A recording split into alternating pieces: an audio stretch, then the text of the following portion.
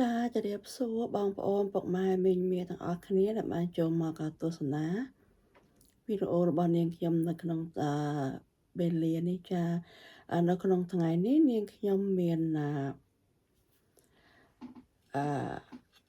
សម្លម្ជូរយួន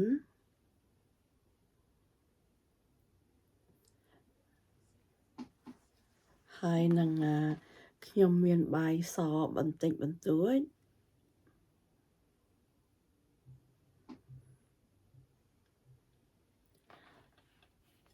សូមបងប្អូនអញ្ជើញញ៉ាំអាហារពេលល្ងាចជាមួយខ្ញុំចាម្ហូបនេះខ្ញុំជាអ្នកធ្វើចា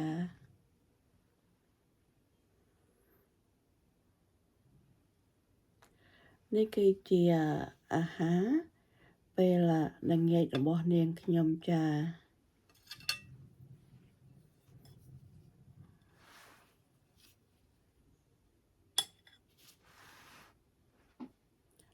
សូមបងប្អូនអញ្ជើញញ៉ាំអាហារពេលល្ងាចជាមួយនាងខ្ញុំ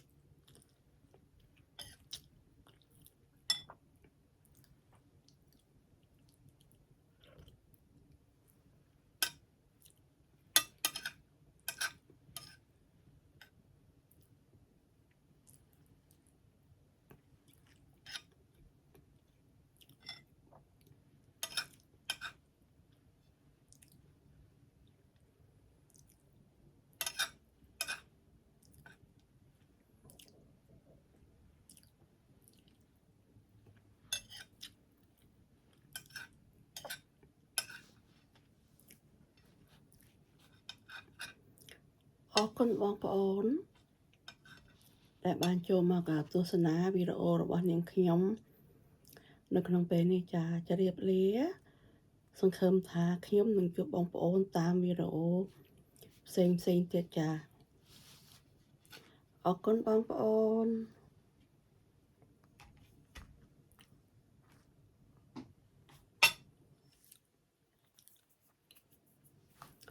ចាជម្រាបលាទាំងអស់គ្នាបងប្អូន